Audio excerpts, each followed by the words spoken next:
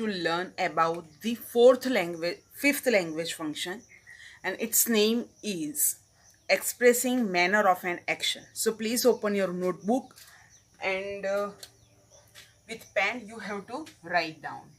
So it's a language function number 5th. આપણે જે આ પાંચમો લેંગ્વેજ ફંક્શન જે આજે ભણી રહ્યા છે એ 12th સ્ટાન્ડર્ડ માટે ખૂબ જ મહત્વનો કહી શકીએ આપણે, અને એનું નામ છે એક્સપ્રેસિંગ. એક્સપ્રેસિંગની અંદર વર્ડ બદલાઈ શકે, ડિસ્ક્રાઇબિંગ, એલાબોરેટિંગ એવું બધું આવી શકે. Expressing manner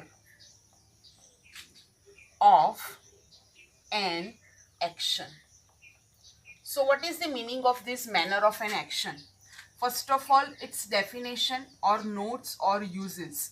What we have called it. Manner એટલે કે રીતભાત. કોઈ પણ કાર્ય કરવાની જે રીતભાત છે એ વ્યક્તિની એ રીતભાત કેવી છે એવું જ્યારે જાણવું હોય ત્યારે લેંગ્વેજ ફંક્શન તરીકે એઝ અને લાઇકનો ઉપયોગ થશે. તો જોઈએ આપણે ક્યારે એનો યુઝ થશે.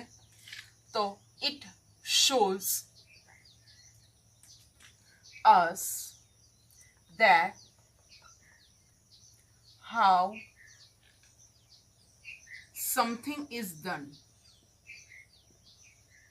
જ્યારે કોઈ પણ કાર્ય કેવી રીતે થાય છે એવું જ્યારે સૂચવવાનું હોય ત્યારે આપણે એક્સપ્રેસિંગ મેનર ઓફ એન એક્શનનો ઉપયોગ કરી શકીએ છીએ. આ પણ એક એવું ફંક્શન છે જે એક્ઝામ્પલ્સની અંદર એનો આ યુઝ થશે. જ્યારે કોઈ પણ કાર્ય કેવી રીતે થયું, આપણે એની ગુજરાતીમાં નોટ્સ જો લખીએ તો આ રીતે લખી શકાય. અહીંયા way or method of an action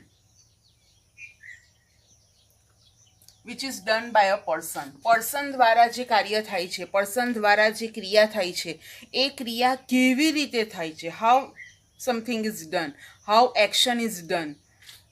At that time we can call it expressing manner of an action. So keep in mind that it is very much important. જ્યારે આપણે એક અથવા તો કોઈ પણ વ્યક્તિ કોઈ પણ ક્રિયા કરે, ક્રિયા કેવી રીતે કરે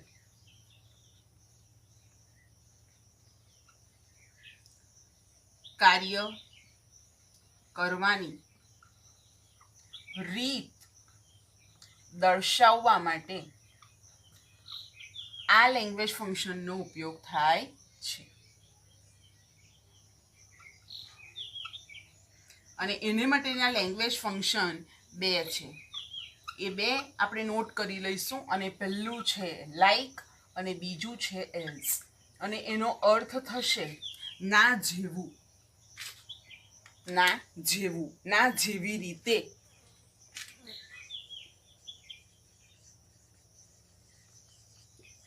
લેંગ્વેજ એલિમેન્ટ્સ એટલે કે જે આપણે આ લેંગ્વેજ ફંક્શન શીખીએ છીએ તો એના તત્વો કે એને માટેના ટીચિંગ પોઈન્ટ્સ. આ બંનેનો અર્થ થશે ના જેવું, ના જેવા, ના જેવી.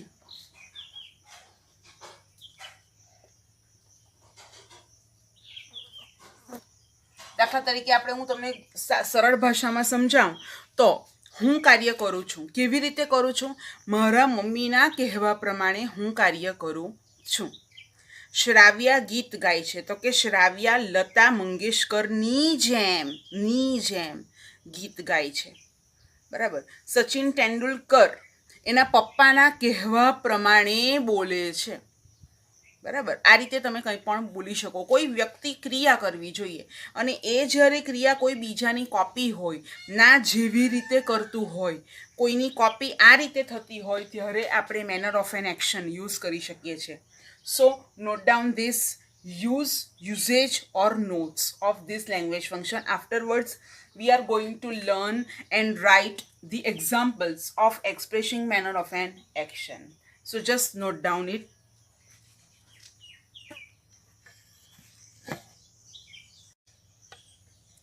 Now we are going to learn and write examples of